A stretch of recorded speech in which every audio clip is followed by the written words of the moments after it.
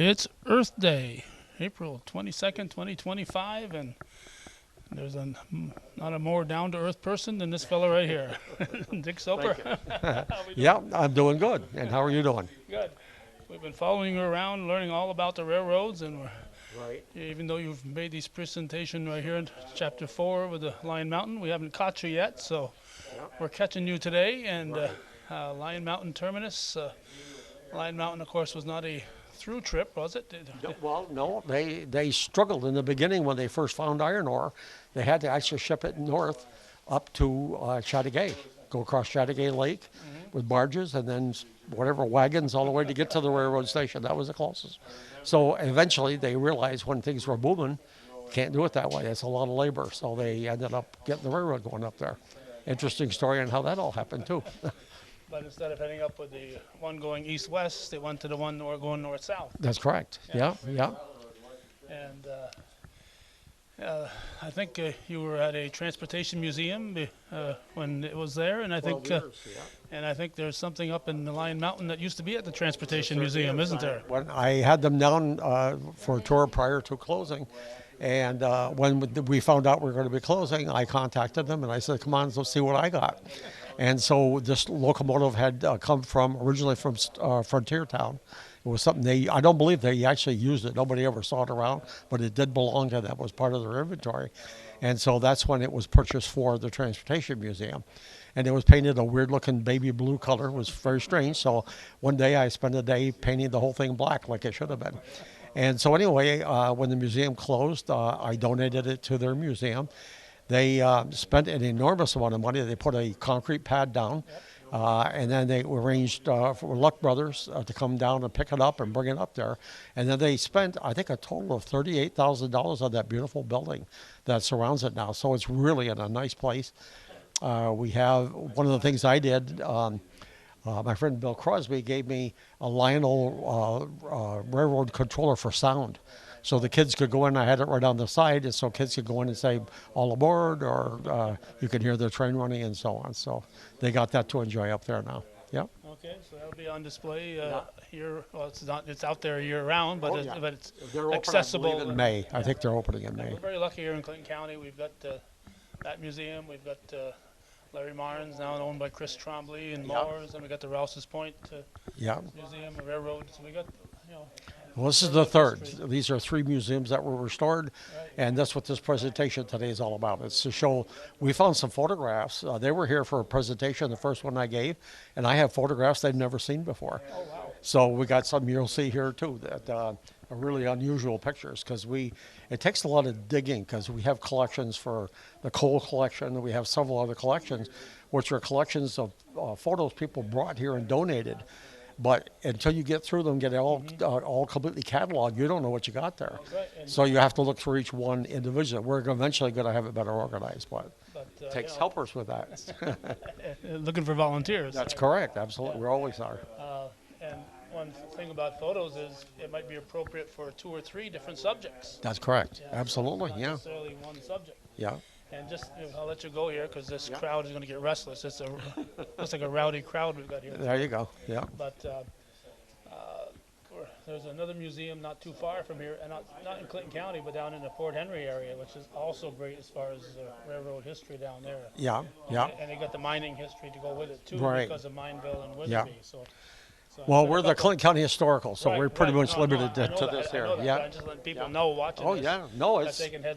Well, I haven't even been there. Yeah, I want to head It's been down a there. couple of decades since I've been there, but it was great back then. Sure. So, Yeah. So it's people looking for railroad history. That's another place.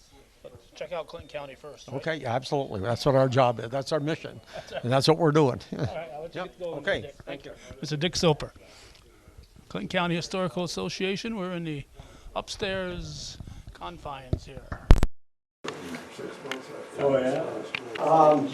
This part here about Lyon Mountain, of all the towns that I've been around here, I didn't spend much of any time in Lyon Mountain, so I found this. This was something that was done previously that kind of discusses the town, and it's said so well that I know I can't improve on it, so that's why I'm going to read it to you. And when I talk about these things, I'm going to show you pictures of them, okay? And one thing that happened here, I had done this presentation here before, and I had the folks from the Lyon Mountain Museum here, and one of the first pictures I showed them, they'd never seen before. So you probably haven't either, so this is interesting stuff. So I'm going to read this, just bear with me. The hamlets of the Adirondacks describes Lyon Mountain as the perfect example of an industry-deserted mining town. Now this would be around 1967, they're talking here. Workers' housing and neglected mines present dramatic images in a community where people are experiencing fewer services on a minimal economic base. The economic developments in northern New York, report states, frequent references made to what is viewed as a North Country syndrome, negative attitude. There is a severe shortage of cultural resources as well as recreational facilities. There's a lack of diversity in the North Country. This may be the image presented to the statistician compiling figures for surveys, but it is not what is seen by senior residents who remember when the things were different. They see the hamlet as a small spot of scenic delight in the foothills of the Adirondacks with clean air and spring water. Remember the springs up on Dannemora. They also remember when it was a home to one of the largest employers in the county and had a population of almost 4,000 residents. Let's go back in time and take a fast trip through forward through the history of Lyon Mountains. And then it starts in the beginning. The first known record of the town or its future site is in 1823 when ore, practically phosphorus-free, was discovered by a trapper named George Collins. Nothing more was done until 1868, so there was no impetus to do anything any more than that. When Mr. Foote, Mr. Weed, Meade, and Waldo made a contract with Mr. Rogers, who owned the tract of land, to purchase 4/5 of his property. Much litigation followed between the four gentlemen, and Mr. Rogers and others, and continue until Mr. Williams and Mr. Weed became the sole owners of the property. Now, I'm going to stop just for a minute. These two folks here were very influential people here in the state of New York, particularly Mr. Weed. You see his name mentioned in all kinds of things. So Mr. Weed went down to Albany, and he could see what was going on up here in Lyon Mountain, where things were happening. There's no trains up there. Okay, so he convinced the New York State Legislature that because they had opened up Dannemora Prison, that they needed a railroad, because they were bringing the prisoners up back and forth on wagons and that kind of thing. They did probably a stagecoach, who knows, and handcuffs, bringing them up there, and it wasn't a very safe situation. So the state said, okay, we'll do it. So they built a railway from Plattsburgh, narrow gauge, all the way up to Dannemora, period. Then these guys stepped in and said, well, that's 17 miles, and 17 more miles is where Lyon Mountain is. So we'll just build another railroad here. So they kind of got New York State to start the whole project, and then, that's not in this, but this is the truth, this is what I'm telling you. So you find a lot of interesting stuff here. So anyway, the train eventually did come. Prior to that, and it will mention on here, when they first started with the iron ore up there, they had to bring it north. The only train was up in Chateauguay. So they had to go up from the mine. They went up to Chateauguay Lake. They had barges to go across Chateauguay Lake all the way up to the station in Chateauguay, train station there, which was the Northern Railroad. And then they were able to get it from there down to where it was going. And it doesn't say here much about that. So, anyhow, so these two guys, there was all kinds of lawsuits and everything, but these guys had a self-interest in having a railroad and having a big business here. So these two gentlemen formed a partnership which became known as the Chateauguay Ore and Iron Companies, and in the fall of 1873, the work of developing the land began in earnest. At this time, there was only a small clearing in the dense forest with a few log shanties in the area now known as Mine Street and West Mine Street. The area needed a name, so it was called Lyon Mountain after the resident in the area, Nathaniel Lyon, who came here in the winter of 1803 from Vermont and settled at the base of Lyon Mountain. He cleared a large farm in the area and lived there until he died. around 1850. The St. Bernard's Church records state that the hamlet was first named Rogersfield after Edmund Rogers, but sometime in the 1880s it was renamed Lyon Mountain. Okay, so in 1879 a post office was established in Lyon Mountain as part of the general store. Now the little community was officially on the map. A splendid two-story store was built, which you're going to see, having a basement and a first floor for groceries and office. The upper floor held an assortment of dry and fancy goods and clothing, along with an apartment for the manager, Mr. J. Obrist, O-B-R-I-S-T. A railroad was needed to develop the rich resources of this property. In May 1879, the Chateauguay Railroad Company was organized. In December of 1879, the first regular train went over the entire length, and the first train of ore was shipped to Plattsburgh. So that's basically the best description that I could imagine of how what we're talking about here. So give me just a second here, and we'll get going.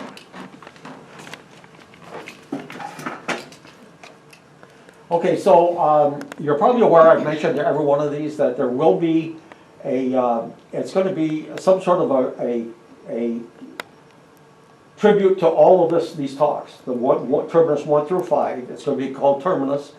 Jesse and Ware are going to do it. I don't know how it's going to be. It's going to be kind of a documentary, from what I understand. And this is the lead into it right here. There is a sound that echoes through mountains, soars over canals. No words are spoken, and yet we still understand the message. Clear as a river flowing beneath worn steel, proud to carry its vibration. Steam, coal, and iron, each component vital to a legacy of growth and connection.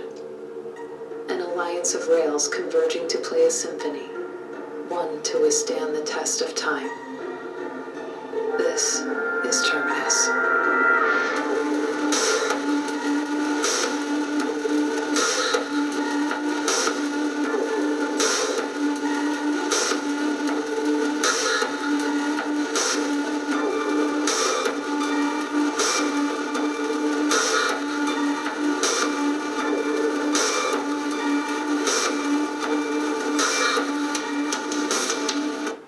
So we'll let you know when this gets done. They're very busy people, so I have no idea how long it's going to take, but we'll let you know in there. So this is the earliest photograph we could find of Lyon Mountain.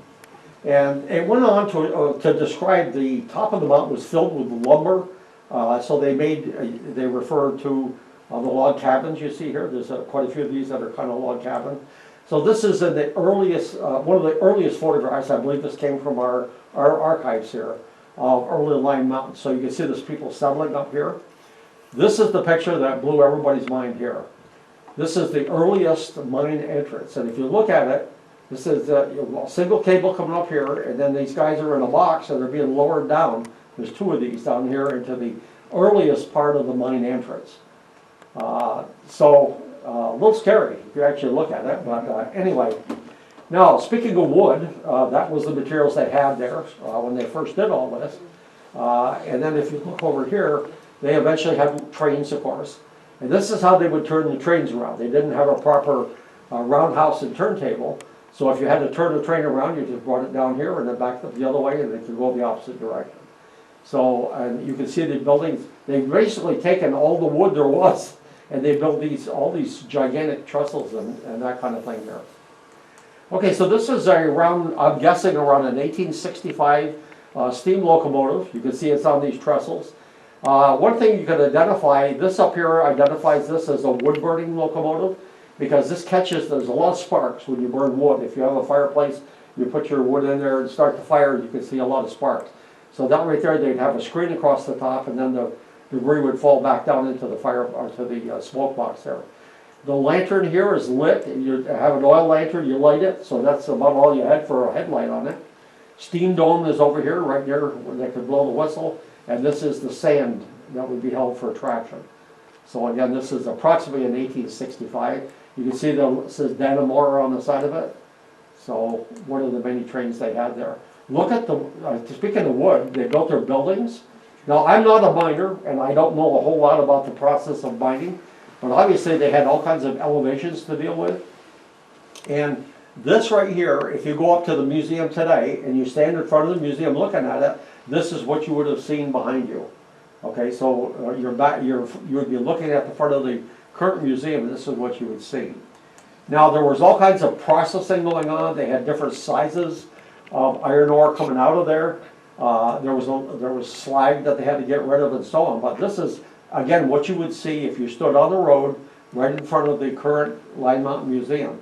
Here you see an old passenger car, with kind of a box car on the end of it. So you can see that these would all be narrow gauge railroads. And again, the different kinds of processing, which I can't explain, but they require different kinds of elevations. So you have stuff coming in and out, and go off to other areas. That's the best way I can describe it. So here's more, but now you're here down to the track. So this is approximately where the current train station is, and you can see the hill going up there. We have a lot of pictures from there to give you an idea what that all looked like. Okay, here's another view. This would be a set of scales to weigh the cars. Probably once the iron ore is loaded, they would be selling it by weight. Again, these are narrow gauge tracks, and this train would go all the way down through Dannemora and all the way to Plattsburgh, in the narrow gauge to the Plattsburgh station. But these buildings are more than likely all made out of wood, and there's a whole lot of construction going on here. Okay, so here's another view from a little bit higher up. I believe this is from the slag pile. Slag is what they don't want. In other words, they take the iron ore out, they have magnets and stuff that sticks to the iron ore, and then the slag is waste product, which is still up there, and there's a lot of it. Okay, so this is what they call the head unit. This building is still there. This building right here is still there. I've been inside of it, and I believe parts of this building here are there. So what you have here, these wheels would lower these elevator things down right into the mine as far as they had to go down. And they were, I believe they were well beyond 1,000 feet in the ground, and probably even longer than that. The one interesting thing is, if you had to do maintenance up here, I guess you had this job of climbing up this spiral staircase to get up there, but I don't think I'd want to be there. And you can see the old vehicle here, probably 1920s. Okay, here's another view of some of the buildings. This right here is the power plant that provides 110 power, and they supply it to the whole village. You got to remember, the buildings that were built were company buildings, most of them, and the power was given to them. And what they would do is pay the workers, and the workers would pay them back in rent. So that's how they would talk about a company town. Okay, they eventually did have a roundhouse and a turntable. This is the turntable, the only picture I could ever find of the turntable, and you can see the other mountains right here not too far off. If you have questions, I'd be more than happy to answer them, provided I know the answer to mining. So this right here would be the roundhouse, so the steam locomotives would be in here, and again, those are all sloped, because the steam coming out of the train, as well as some of the smoke, it would follow the roof path and then finally out through the top here. You've seen this one before, but this is the Lyon Mountain train station, and at this point in time they would have had standard gauge cars and up there as well as narrow gauge, and that's what this pilot is mounted with, 3 pilots on the front. And if you remember, if everybody came to the very first one, I had a picture of this locomotive that wrecked on its way down the hill. They lost it, and this is the locomotive that did all that stuff. Okay, we have a different locomotive. This is a more modern one with a conventional coupler and the cow catcher, as they call it, in the front. You can see it's in the winter time, snow on the roof, and everybody's got hats on. I just found that interesting. And this, I'm assuming, is the conductor, the railway people, and these other workers up there. Okay, so we got these 2 maps here. Originally, this was all, this whole thing was narrow gauge, this whole thing right here. So this is going back to Chazy Lake towards Plattsburgh. I can't even really see these over. This is Lyon Mountain. This is the train station, I believe, is located here, right in here somewhere. I beg your pardon, that is not. This, I believe, is the road. Because they told me when they were all here the other day, so this would probably have been the road. And then this is what you would have seen up behind that. And later, they switched over to standard gauge. And you can see here, it's much more involved. Here, this road, this right here, is the one to Chazy Lake. And then you can see they added, because they had narrow gauge and standard gauge. So this is all the tracks and all the different equipment in the area. Okay, so this is a very interesting picture, because when I was giving this is called the slag pile. And this is a house. You can see people are probably living in it here. And all the waste would go up here, and it just gets dumped, okay? It forms this gigantic pile. And the gentleman from the Lyon Mountain Museum told me they never moved that house. The people moved out of it, and that house is under that slag pile somewhere. I'm sure it's probably flat, but they never moved it. It's still sitting there. So this is the power plant. You can see the car here is probably 1918 or thereabouts. You can see the quite interesting architecture. Curved, the windows are curved on the top, all made out of brick. I believe this building is gone. I've never seen it up there. Here's all your smokestacks that provided all the 110 volt power, both for the mine operation as well as for the town. This is the other side of the building. And again, you got to remember, what did they burn there? They burned coal. So they had to eventually D&H. That's why D&H became very profitable. They're hauling coal up there for this operation and hauling iron ore back the other direction. Now the Chattagate Iron and Ore Company only brought the coal, their iron ore to Plattsburgh. That was it. They didn't go any further than that for their coal. They did use passenger service that went all the way down to Lake Placid and so on. Okay, the store that they were constructed, they were telling me about, this would have been the store with the soft goods up here and all the food and that kind of thing here. They had a basement with it too. And this was the apartment that that guy lived in. Okay, and then eventually became the dock and coal up there. You could see if this building was still there now, you would be able to see it from the current museum. Okay, so this is the dock and coal. And over here is the Lyon Mountain Hotel. They had a proper hotel here. Again, this is where they had the tracks going every which direction here. And here's a little bit later picture. It was quite a big hotel. I can identify, because I'm a car enthusiast, this car is from probably the late 20s. This is would be early 1940s, 39 or 40. And I believe this right here is a front-wheel drive Accord L29. That looks like that to me. That would be a very expensive car. So here's the interior of the hotel, a little restaurant where you could eat your meals. And they had a lunch counter over here in the front of it. We had these pictures here in our collection, so it was a combination of different ones. So this is Route 374. That's all you had for a road crossing was this triangle. Be careful. A little note ahead of time, you're coming up to the railroad crossing. And I think they did have personnel when the train went across the road. Another picture of it. Okay, so this is the current station you see now. You notice there's a post office on the end. And right now it's all woods. You look behind there, there's absolutely nothing you could see. So this housing was all the front part, and then behind that was all that industry. So people didn't have very far to go to get up to where they would be going to work. Here's the baseball game. And again, you can tell probably the year. These are all 1920s cars lined up. And so this was their baseball game. This is the Lyon Mountain High School. Again, you could see this. If it was still there, you'd be able to see it right from the current train station right now. And you can see all the kids lined up here that would be going to school. There's the bell for ringing. Let them know the school is about to begin. Are they still using that baseball field? I'm not even sure where it is. There's a field up there. I just don't know if it's the same one. I'm not sure. We'd have to ask them. No? Okay. Yeah. So this is the tracks came right to the front of the station, and here's the school. Okay, so you can see the tracks will come here. Here's the road currently. It also comes in front of the museum, but this is the tracks where they would that would go up to the operation up there. And again, you see this is a 1940s car, but you can see the road. You can see the tracks going in front and in back of the station. And right now, all this is just the woods. You can't see anything. All this is totally gone, with the exception of the station. Did you see how the track was routed into the rails? Did you ever see that on this side? Oh yeah, digging down with the heavy weights of the iron ore probably. Just digging right into it. Yeah, you're talking about here? Yeah. There's a lot of weight on there. And they probably had what they called 30-pound rail at the time. I have a sample of it, it's fairly short. And you look what they have today, it's almost 4 inches tall. I do have samples. Another picture, and this, very little has changed from this building.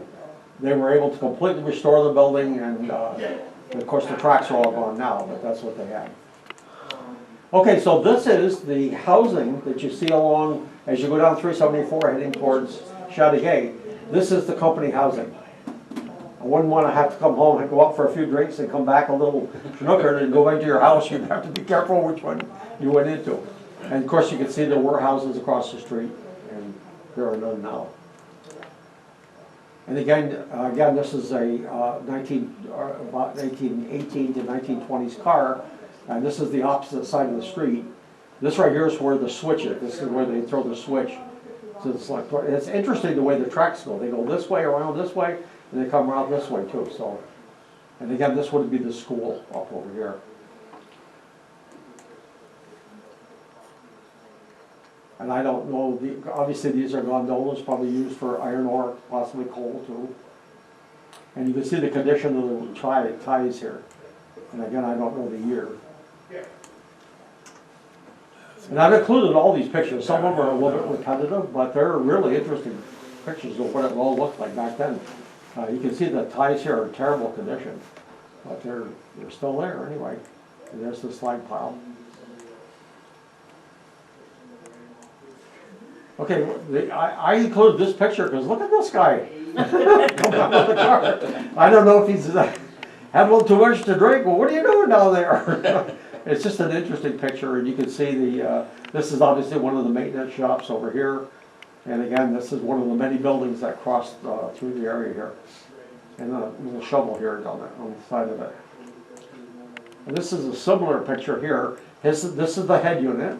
So this is how they would go down in there. And then the ropes, when they went, the cables that went into, I don't know if it's the end of this building or if it's the one right behind it, but there's pits there where the great big generators were that made these cables operate. Dick, would those ties have been treated like they are now? I'm not sure, to be honest. I would think they would. They put creosote in them, I think. I would imagine, yeah, they must have had some kind of preservative. Because it's pretty rough weather up there when you get up to that, with the snow and everything. And you got the slag pile you can see over here. A lot of junk here, but again, out of sight, out of mind. And a lot of places where pedestrians had to cross, they would have these wood pieces so you wouldn't fall between the tracks. This appears to be, they had at one time these big cranes. They would lower a bucket down, pick it up to load the cars. Now, and I think what they ultimately ended up doing was they had automated loaders. So once they had the iron ore all set to go, they would drop it right into there. Now, the iron ore had to be brought from here to the Standish blast furnace, and this is the Standish blast furnace. So what the blast furnace does, there are different grades of iron ore. There's this iron ore apparently was some of the best in the country, and whatever they're making from it, they would add all these different additives, and they heated it up to different temperatures and so on. And I don't know what this all is, but anyway, that's what was done here. So this is the actual furnace here. And this is the an area where there was a conveyor that went up here that brought stuff into the furnace. These are some of the heat exhaust over here. They also needed different kinds of, I guess you would call it, air. So some of the air coming up, polluted air coming out, would be brought into these tanks where it had to be used again. It keeps the fire going. They also put coal in here. It was actually coke is what they called it. Okay, so there was a dual gauge railroad here. This right here would be the narrow gauge part, and this would be standard gauge. And you can see here, so Plattsburgh converted over in 1903 to standard gauge. So they went, and the thing about the standard gauge, your locomotives are much more big, much larger, and a lot more powerful, so they could haul much bigger loads of iron ore. Now, this is the Standish narrow gauge. So from from coming from Lyon Mountain, you would come over here to the Standish, and this is the blast furnace here. So all these rail cars would be all lined up here. They would go in and they would dump into the blast furnace, and then when they came out, I'll show you. They have a beautiful. When you go to this museum and you go through there, they have a beautiful diorama of how this whole operation all worked. So again, this would be probably the iron ore going up and into the furnace, because the pieces are real small here. Date-wise, is Republic Steel, when did they come in? That was much later, after That's Shanghai, later, yeah, okay. iron ore. Okay, so this shows you where the conveyor goes up into the furnace, and I'm not sure what all this stuff is. Like I said, all this stuff provided what the furnace needed in terms of the different kinds of oxygen required and so on. Okay, so this is the model of the furnace. This is the only reason I know somewhat about what I'm talking about. So this is the building we were just talking about. So this would be a conveyor going up to the top of the furnace. And then what you see in here, these colors represent the temperature inside the furnace. So this is blue, and this means it's not flames up at this point in time. And you would see layers of coke. You would see layers of probably some wood in there, and then the iron ore going in here. And then as it goes down the furnace, it gets hotter and then hotter, and when it gets down to here, it's completely liquid. So what it is poured off down these troughs over here and into these little molds, I guess is the best way to call them. And then from there, they get put into this. So these are big. I can't even lift one of these. These sections, these were basically ready to go down to the steel mills, probably in Pennsylvania. Okay, so this is another view of it. You can see the lower part of the building. You can see where all the I'm trying to think what they call this stuff. It escapes me. I'll probably remember it after I'm done this section. We're having a conversation over here saying pig iron. Pig iron. Thank you. You got. I was looking for that word. Well, I just pulled it out of a song. I actually had a piece of pig iron over at the other museum over there.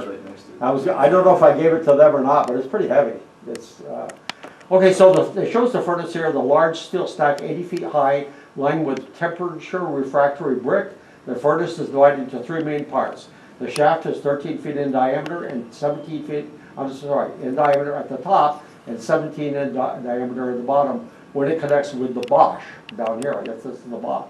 The Bosch is 17 feet in diameter and 13 feet in diameter at the bottom. So it narrows down where it connects with the hearth. The hearth is 13 feet diameter at the bottom of the furnace. Okay, so the burden of the furnace is the ratio of ore to the fuel and flux. The furnace is always kept full. So obviously you can't stop this. This is like Lucille Ball in the chocolate conveyor thing. Keep it going, never stop. The charges are alternate layers of coke and a mix of iron ore and limestone. Okay, and that combination is the recipe that makes the different kind of steel they use. Taking place in the Bosch, the zone of fusion temperature reaches 3,000 degrees in this area here. Carbon monoxide is created by the burning of coke, and then it unites with oxygen in the iron, turning it to a metallic state, and carbon dioxide is driven out of the limestone. So they would bleed that off from the top of the furnace, put it in those tanks, and then push it back in again when they needed it. The slag and iron, these materials melt and trickle down into the hearth. The iron, being heavier, goes to the bottom of the hearth, is drawn through the iron notch 4 to 6 times a day, and is called casting. The slag is drawn off through the cinder watch and is called flushing. Okay, slag goes into the large standard gauge ladle cars and is taken to the slag dump. Iron is drawn from the furnace and goes directly to a 70-ton capacity ladle, which is lined with temperature refractory brick. The iron is poured in from the ladle into a pig casting machine. The iron is then water cooled, forming small blocks weighing 65 pounds. That's what I told you, I can't pick it up. And they're called pigs. The pigs go to a railroad car to be placed in storage or sold. Chateauguay iron is free of chromium, copper, and arsenic. There's a very low amount of phosphorus, making the iron free from impurities. The purest iron found, I don't have the rest of that, is found at this time at Lyon Mountain, was the finest quality iron that they found in the country. And again, you can see one of the conveyors bringing things up, and you can see all these different pieces of equipment on that. Okay, so I found these pictures interesting. Now, I took these at the museum. They're on display, and a lot of them are framed, and there's plastic over them, so I was limited to how good of a picture I could get. But look at this at night. Can you imagine that thing going? You could see all these different areas here, where you can see that fire going through there. And so these are just interesting pictures of it. Here's a group of the people working there. And this is the bottom of it, where this is where the liquid is coming out. These are the channels that goes down through. Here's a close-up of it. Can you imagine what that must have looked like at night? Pretty spectacular view. Night casting at Standish Furnace. Okay, this is the furnace interior, close-up. What we did, we edited the pictures right here at the museum. They're the same ones you just saw, but you see better detail here. So that's the liquid coming down, the liquid at the bottom of it, and the very bottom of it. Okay, so mold used in making ingots at the Standish Furnace was donated by Gerald Rabideau. This is the mold for the iron that came from the furnace. It was once part of the casting floor. Take a good look at the casting floor in the furnace model. Rows of pig iron are shown in white lights. And let's see there, Chateauguay. So it says right on the ingot here. Okay, then another view of the whole thing. You can see, at this point in time, the building seems to be gone, so they went with a more modern conveyor running the iron ore up to the top and the other materials they needed. Okay, so the charcoal kilns were needed, and they were right up at Chateauguay Lake, just north of where the melting plant is.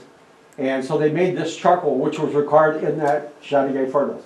So you see it employed all kinds of people. They had to keep this going, put it on boats, bring it down. Of course, in the wintertime, they probably, with the snow, they couldn't. I think they probably had trains up there at one point. Okay, so this is an interesting building right here in Plattsburgh on Court and Oak Street, on the corner of Oak Street and Clinton Street. And it's the Chateauguay Iron and Ore Company home office right here in Plattsburgh. And it's still there now. It's actually a law office, I believe. So the building looks almost exactly like you see it now. It's a law library. Law library? Okay, yeah. Okay, so this is the bucket the guys would have gone down after. This is at the head unit. You can imagine being packed into these and down you go.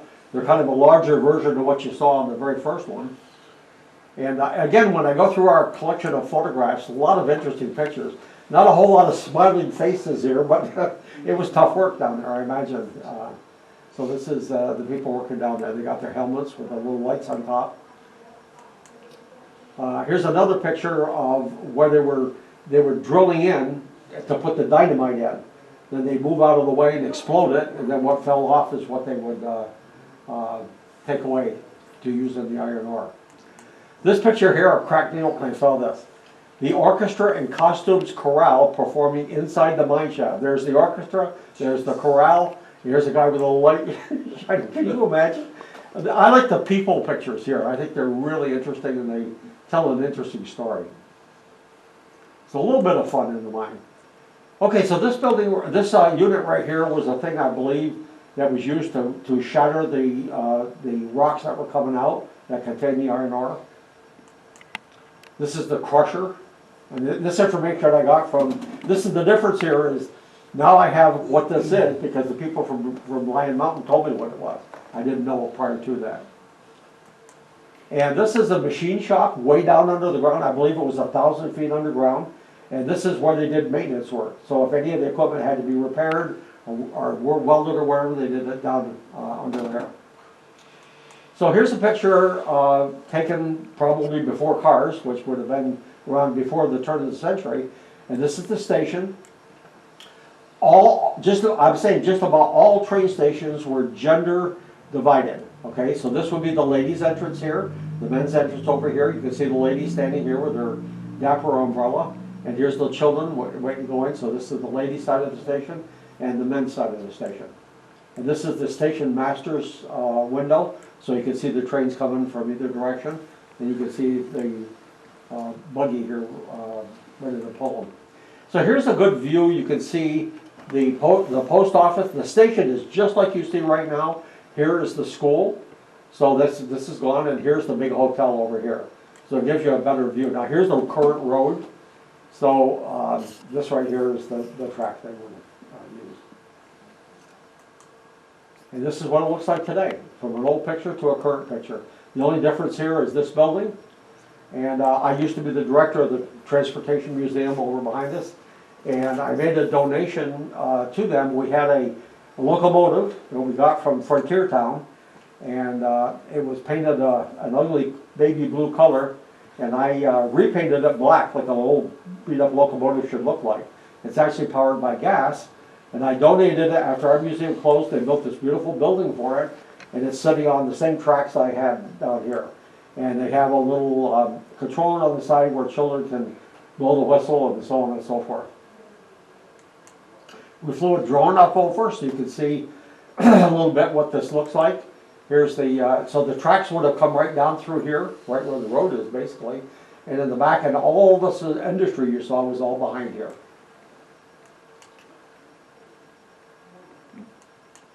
There's nothing left of all this.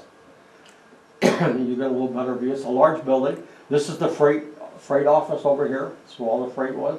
That's why you have this thing here for dropping freight off and so on. Passengers here. This is where the picture was taken. The ladies' entrance, the men's entrance. And here you can see the current. This is current. So there's the houses that are. The slag pile is still here in the back. Okay, so this is the view of the slag pile from approximately 400 feet. So the house is somewhere in here, not sure exactly where. And you can see the existing buildings that are still there. And again, I don't know all the different names of the buildings, but I've been through all of them, so they're really interesting buildings. I think one of those buildings in the back, I think they have a hockey rink in one of those there. Oh, do they? In the building? Well, I think Gary Ryan said that. Oh, it could be. Yeah, yeah. they are, yeah. Something they skated on in there? Yeah. Not, Well, not a that's big good. rink with a Reusing place where they stuff. practice or whatever. Yeah. And the Standish Iron Works, this is to Standish. So from this operation, trains would go from here, from Lyon Mountain to Standish. Okay, so we're now going inside the building. Now this is the station master's office and the station master. Back in the days, I guess he could smoke. And you can see here the different equipment he would use, the telegraph. This is a telegraph unit right here. So they use the Morse code. And this one, another one over here. There's a little bit of a close-up for it. Here's some sort of an early radio they would have used to go out and use radio communication, probably closer to the '67 era. Now this is the telegraph and what they call a sounder. So when you send a message, you go tick, tick, tick, tick, tick, with this right here. Your incoming message is in here, and it just clicks. And this is called the sounding board. So this thing makes it amplifies the sound of the telegraph before they had electronic or before they had amplifiers and that kind of stuff. So here's the picture. You could see the trains would be coming from over here, and so the station master would be able to see both directions here. And by the way, this I also had at the other museum, and I donated that. And when people walk in front of it, the two red lights flash back and forth, and so children can understand what it means when you come to a train crossing. So this is a fairly large room.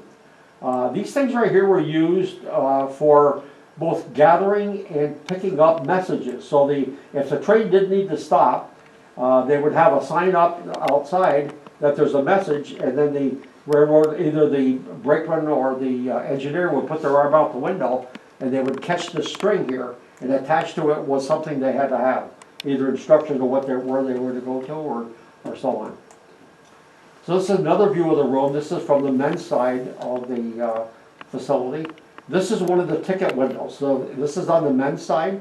So if someone in here would be working and would go up there when they were to sell a ticket to a gentleman. These are some of the station masters that worked up there. Again, these are photographs that are at the museum. Here's Lyon Mountain Station Agent Frank Langley. Senior and junior both worked at the station. D&H inspector for 35 years, Joseph Knoll. and this is William Cordick. So we got some names to put to the pictures, at least anyway. D&H freight agent for 36 years, George Robinson, also known as Frank. This is the very last station agent, Donald Davies, before the station actually closed down. That would be sometime prior to 1967.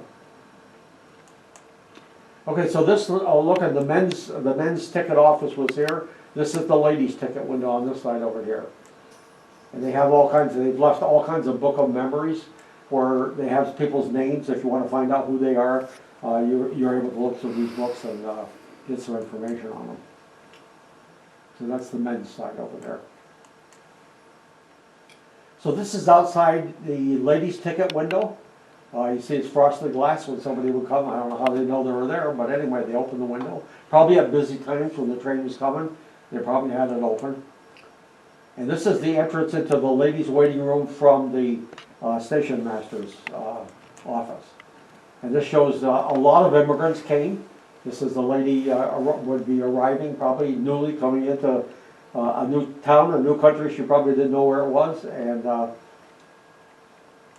just an example of it. So this is the ladies' waiting room. By the way, the bathroom is halfway between the men's and the ladies' room. There's one bathroom there. And you can see these are the original benches for sitting down and waiting. They also had a bobsled that they won. Apparently, the group won one of the big trophies. Apparently, in Lake Placid, I believe. This bell, I believe, is for one of the churches, one of the local churches. You can see it's on there, the cross on the bell at the museum. There's a lot to see here. And this right here is a bellows that would be used probably in the coke, where they were making the coke, okay, to start the fire. Again, the waiting room looking towards the front, that's where the children would come in, the ladies would come into it. Here's the Standish Furnace baseball uniform that they had. And they have model railroad. They have one running across, this is G-scale trains that run across where the ceiling is. And this over here is, when I had we had a model railroad layout here at the Clinton County Historical, at the Transportation Museum, and I donated the whole thing to them. So these are parts and pieces from there. And they made this is the fire tower on top of Lyon Mountain. This is the train that had running there. HO gauge.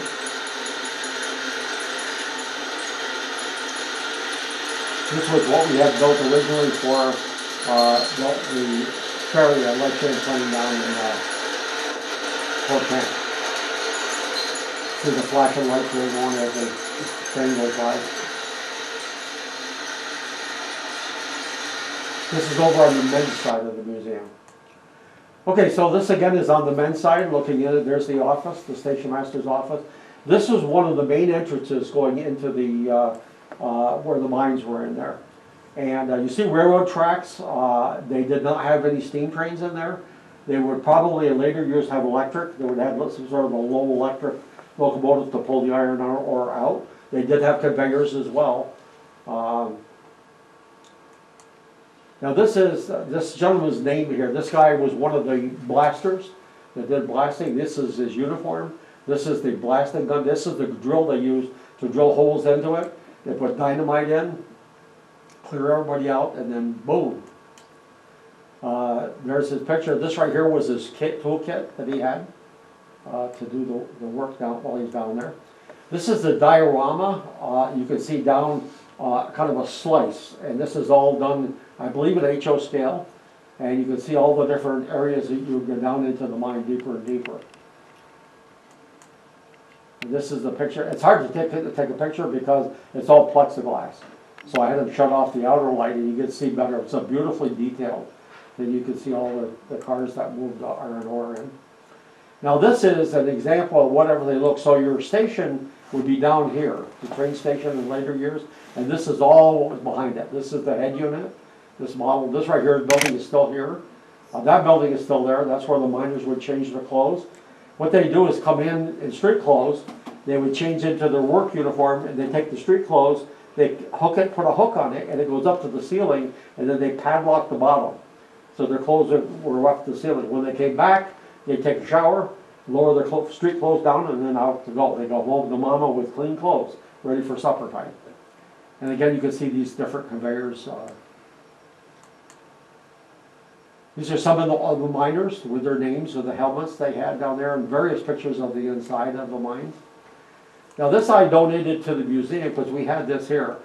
The Golden Gate Bridge, the original suspension cables, all the iron was mined here in Lyon Mountain. Again, because the quality of the iron ore there was the best in the country. The architect for that Golden Gate Bridge designed the Bridge Street Bridge here in Oh, no Plattsburgh. kidding? It's a Wow. young man. That's interesting. I didn't know that. Yeah. So this crosswalk was originally on Boynton Avenue in Plattsburgh, and they came in and had all new equipment. There's a bell here on the top of it. We didn't use the bell because it was driving everybody nuts. That's our area where the transportation was. There's a lot of people living around there, so they don't think they wanted to hear the bell ringing. But anyway, whenever you pass in front of here, the lights alternate back and forth. And this is the locomotive, okay? This is a, you can see here's some more slag. You can see the Chateauguay stamp on here. Now this is a Vulcan locomotive. And again, this is how we got it. It's a gasoline powered, used for switching, it would be used. And we were told that this came from one of the mines somewhere, probably either Mineville, I'm not sure where, so don't take me that serious on it, but it did have a 6-volt light right here, and that works. I wired that up.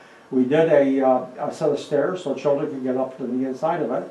And the engine is really weird because going forward, the engine, it operates like a Model T. So you have your manual throttle and your manual timing, just like an old car did. And that's for going forward. When you reverse, they have to stop the engine, and there's a starter on the other side of the engine that reverses the engine the other way. So it would probably bring in empty cars back to where they got it.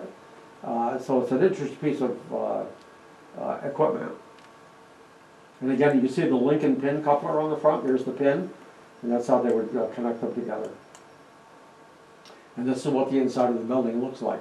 I highly encourage you to go up to the museum to see it. They spend a huge amount of effort and time on this, and it's really very, very nice. So there's your Lincoln pin coupler. That's the back of it. Now, the bogies, or the wheels down here, actually did come from the place we got the locomotive, but I had I had no idea what an iron ore car would have looked like, so I had a carpenter. I showed him a picture of this, what they made out of wood. And this is all supposed to be full of iron ore in here. It's not now, but they will get there eventually. And there's what the bottom of the locomotive looked like. These are the controls up here. So you have the RP of the speed of the engine running here and the timing. You got to set both, and you can see the gauges here. Very, very primitive. There's the oil gauge and the amps running. And another picture of the station. They have a little picnic area here if you want to stop and have your lunch. The Lyon Mountain Mining Museum, now this was an older site. They are open Wednesdays and Saturdays, 10 to 2. They open, I believe, in May, and they close through October 12th, or October, don't get the date. But anyway, we thank them very much for allowing us to take pictures. My friends Jesse and Riley Lavarnway provided the drone that we used for this project. But wait, I happened to go up to Chateauguay to have my dog. There's a vet up there that's a very interesting guy. So I went to the vet, I was talking to him, and about what I do. He said, well, what do you do anyway? And I said, well, I'm at the Clinton County Historical, and I tell stories about train stations. He said, did you know that the Chateauguay station is right here in town? I said, no, I didn't know that. So I just came down 374, just a short distance, and here is the original Chateauguay station with Cabot Creamery in the back. There was a creamery here also, way back in around the 1850s. The building is somewhat dilapidated, but it's amazing. This was built around 1850, and look at the condition it's in. There's the freight, where the freight would be. There's the station master's office over there. You can see there's a few windows broken and so on. This is privately owned, some gentleman bought it. It had a very bad leak here on the roof. This is all slate. And what happened, water went down and the floor has collapsed. But there's not much of anything on it. It's only dropped down maybe a foot or 2 feet. So this right here would be the station master's office. This is the freight door where freight would come in and out. And you can see, I kind of poked in one of the broken glasses. That's the station master's desk there. So this is I was looking through windows to the other side. So there's a boxcar. It's a little too close to the building from where the train originally was placed there. But at least they have a boxcar. See, the boxcar would have run into the station. But the land they own isn't enough to put it out where it belongs, at least anyway. But it gives you a little bit of an idea of what this looks like. And again, this is history. This building's 175 years old. And I love architecture. Look at all the fancy details when they, I mean, they didn't have to do this, but look at all, even the little ends here all come out to a point. And this is a look inside. Look at the beadboard that's still in there. This is a building that would be well worth preserving. You have to get, it takes a lot of money to do this stuff. Right now, the guys, just look at the roof in here. All of this, I don't know what you call the board, but it looks like all oak. And it's in very good condition. There's the freight door on the back side of it. And you can see there, it's in beautiful shape. So it's a shame that a community couldn't get together and use this as a community center, maybe a library or something. And again, there's another probably building. And again, the details of all of the wood when they're milling all this wood out, and then the big bolts holding it to the building. Okay, these are new books we have in our store, museum store, the Catholic Summer School, and Two with Mary. They're both in there. We have used books for sale in our store. We also have T-shirts, tote bags, ornaments, standard maps, and historic photographs. And thank you folks for coming. We appreciate it. Thank you. Are there any questions? Anything I can answer? When did school stop running in Lyon? I'm sorry? When did the school stop running in Lyon Mountain? That I don't know. I don't know much about the school. Well, I know it became a prison. I'm kind of old, but I had when I was working on Long Island, one of my guidance counselors, who was similarly kind of old now, if she's alive, I think she is, because I found her on Facebook, I think. Her father was a superintendent of schools in Lyon Mountain before Erica. Yeah. So that goes a long time ago. Well, I think generally speaking, I know the Republic Steel folded, the whole thing folded in '67, that's what I believe. And everything shut down, and I don't know what happened after all that, because again, I'm not from that area, so. I was born in Plattsburgh. Northern Adirondacks, first year was 70, 71. Okay. So whether they kept all that, started going to Northern Adirondack at that point. whether they kept that school going for a while or not, I doubt it, but 70, 71 was the first. Well, when I came to Plattsburgh, I went to a baseball game, PHS versus Northern Adirondack. And the outfield for Northern Adirondack all had baseball hats on it with LM on them. Oh, where's LM? Why not? Sure. So, I mean, it's funny how you remember that stuff. Yeah. Any other questions? Did you run across anything that had to do with the challenges that the grade provided? Well, they when they put the only thing I know factually was when they went from narrow gauge to standard gauge, those locomotives and those cars that were hauled it were, I think the rolling stock that hauled all this stuff would probably double the size. Double the length and the tonnage they could carry before, and the locomotives were probably even more than that. So when they went through, there's a whole section that diverted from narrow gauge completely. So they probably used a flatter area or something, I'm not sure. But there's one of those maps that shows you where they diverted from it. And once the bigger stuff was going through there, I think they started phasing out narrow gauge, because narrow gauge, it would be okay for passenger cars going down, but otherwise, there's no advantage to narrow gauge. 3 feet wide versus 4 feet 8.5. That makes a huge difference when it comes to hauling iron ore. And somebody was asking about railroad ties. I think that they were making them out of hemlock. I'm sorry? I said, Oh, I think they were making them out of probably so. hemlock back then. In that showcase there, if you see under the fan, Mhm. that was from the original roundhouse in Plattsburgh. And I believe that's hemlock. That's And what it was lasts used- longest. Yeah, yeah. So that is a piece from that original, it burned, you see the pictures on the top? Around 1992 it burned. That fan was in there, and that was part of the floor, so they were saved. And behind you, there's a big map of the Plattsburgh Railroad yard. That came from there. It shows the whole yard in 1915. So that when that fire, there was a couple of train enthusiasts, and when that thing caught on fire, the building was only used for storage at the time. Nobody knows what caused the fire, but it totally destroyed the building, and they had already taken the turntable out, that was gone already. So, yeah. Anything else?